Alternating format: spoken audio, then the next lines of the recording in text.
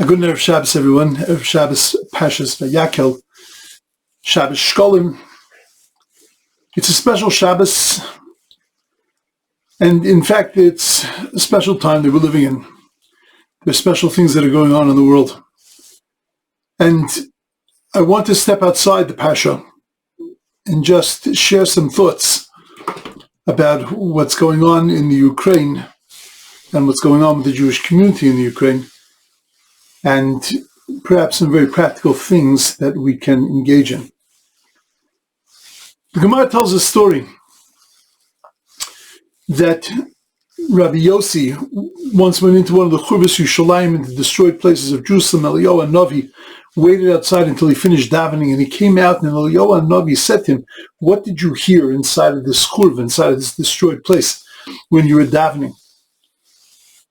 And he said to him that I heard the voice of Hashem, a divine voice that was cooing like a dove, and was saying, "Woe to me that I had to raise my house and burn my temple and exile my children from amongst the Gentiles." Eliyahu Navi told him that this voice that he heard wasn't just that moment, but this voice was heard 3 times a day.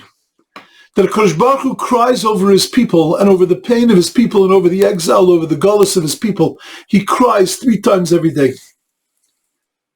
So the question that you have to ask is, why didn't Rabbi Yossi hear this every day? Why did he hear it just when he walked into the churva? Why just when he walked into the destroyed place in Jerusalem? Why wasn't Rabbi Yossi capable of hearing this every single day, if that voice is there and that voice is emanating from Hashem? And why is it that the rest of us can't hear this? Because the truth is, we're locked up in ourselves. We're locked up in our lives. We're locked up in what's happening around us. And we're focused very often on just ourselves and can't see big. You stand inside of a churva. You stand inside of a destroyed place, of one of the remnants of the destruction of the temple. And it unlocks a part of our selfishness. It unlocks us a little. We feel this pain. We feel the churban. We feel the destruction. And it's at that moment that we can hear the pain of God. It's at that moment that we can hear how the Ribbon Shalom suffers along with us when things happen. When we step outside of ourselves a little bit, and when we recognize that there's pain in the world, then our ears are open to hear the pain even of HaKadosh Baruch Hu. We learned the Gemara today, which is no accident in Daf Yomi why it's today's Daf, but that when things happen in the world, when the Jewish people suffer, so HaKadosh Baruch Hu says, "Kalani miroshi, kalani mizroi."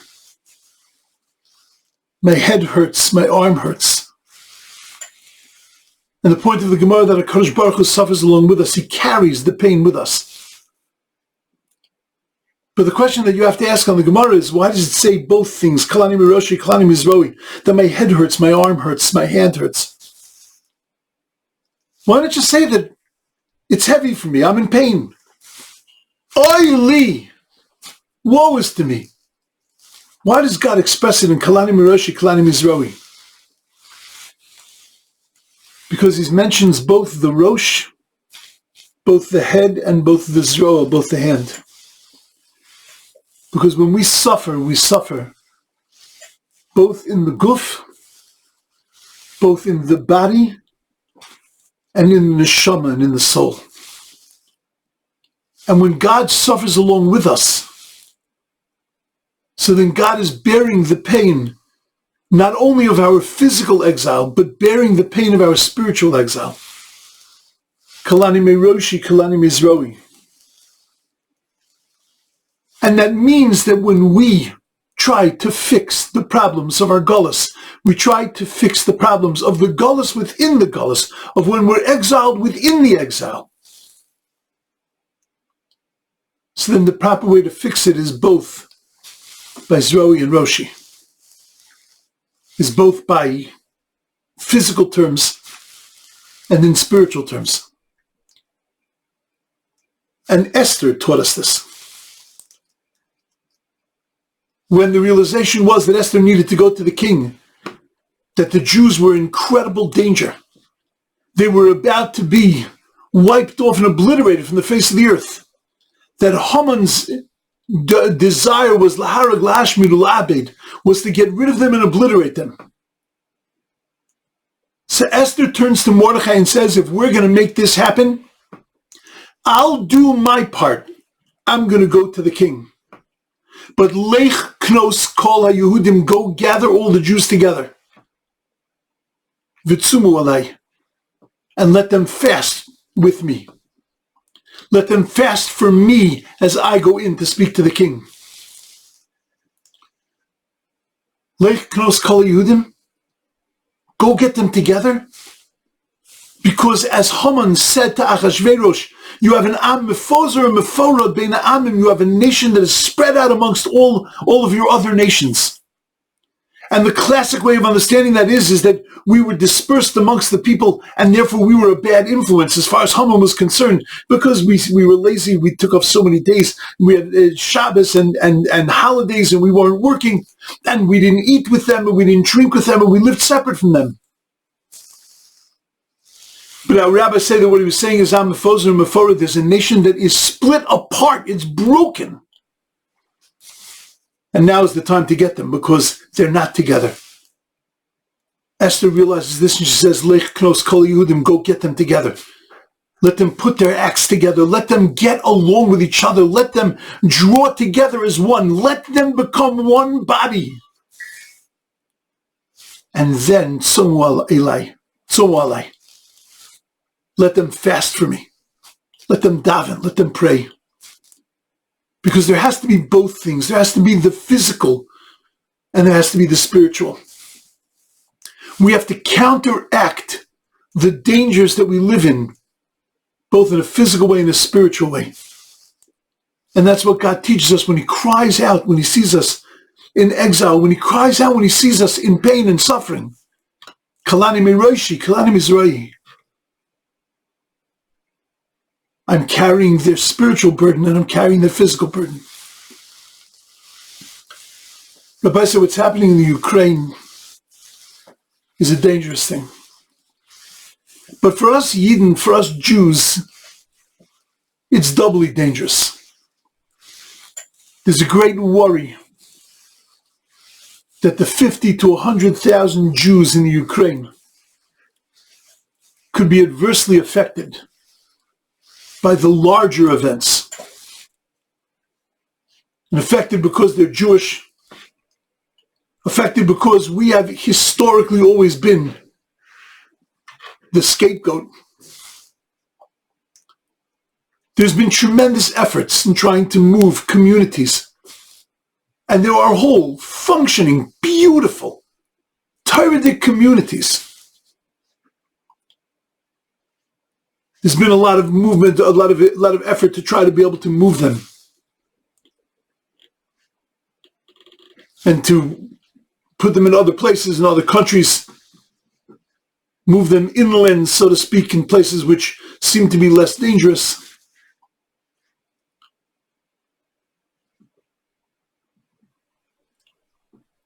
I think there are two things that we need to be thinking about.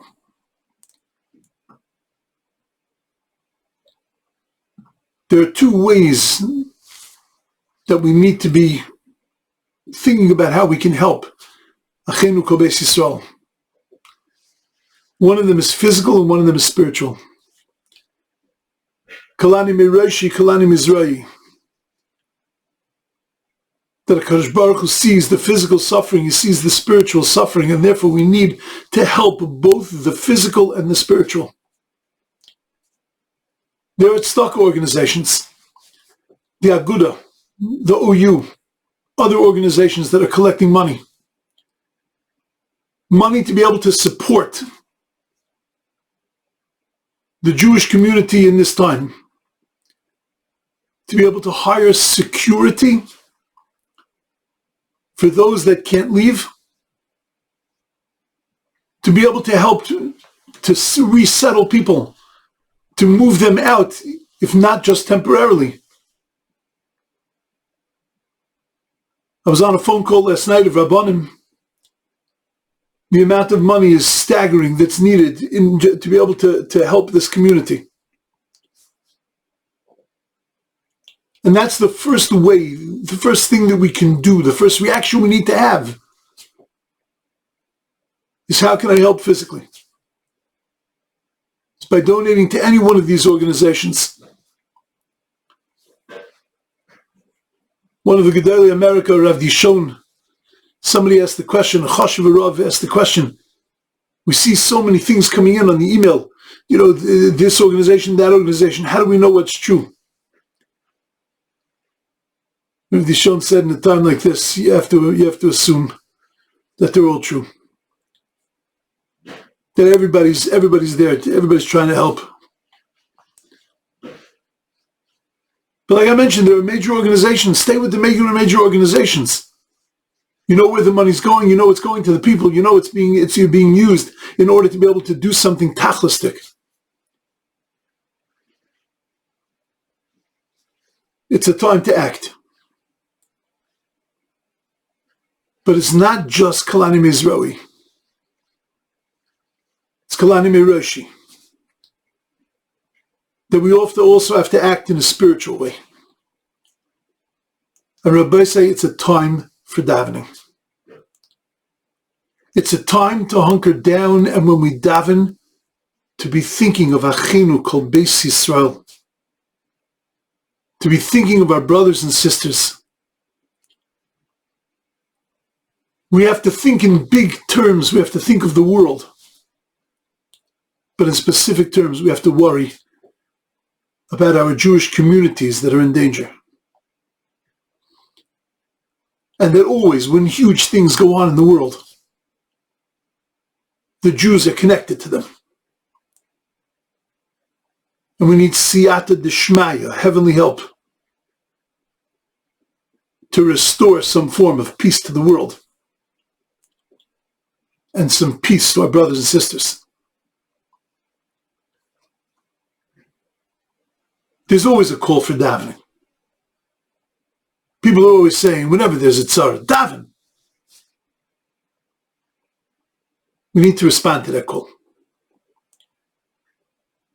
And when we respond to that call, when we feel the churban, we feel the destruction around us, we can step outside of ourselves a little bit. And we can hear that voice emanating from heaven. Kalani Miroshi, Kalani Mizrahi. I feel your pain, I'm carrying your pain. Imay anoichi b'tzara. The Kadosh Baruch Hu is with us when times are difficult. And He cries along with us. I think it's a time that we need to awaken ourselves a little. To awaken not just our physical side that's motivated to help with money, but a spiritual side that says, I need to daven. I need every day to add in a tefillah and to say the prayer, Achinu kol Beis Yisrael, our brothers, kol Beis Yisrael, the whole house of Israel, and Asunim b'tzara, that are in such terrible straits.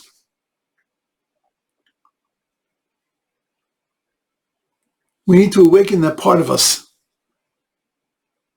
that's connected to every other Jew. We need to hear Esther's call. Lech kneis kol Yehudim. We need to put down those things that separate us and try to draw together. Unify our voice in prayer, in tefillah, so that Kadosh Baruch Hu hears us, that Kadosh Baruch Hu hears our tefillahs, And he brings peace. Peace to Am Yisrael, peace to the world, and peace to each and every individual. Just think about it a little bit. Try to figure out a way that we can use this time to upgrade. Use this time to strengthen ourselves. Strengthen ourselves by drawing together with other Jews in supporting that community, those communities, and strengthening ourselves in being that spiritual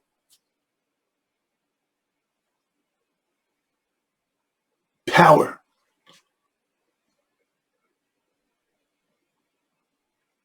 that's able, through our tefillos, to be able to change the course of history. Yirasim Ifnei Avinu Shebashamayim, it should be Hashem's will that the tragedy passes soon,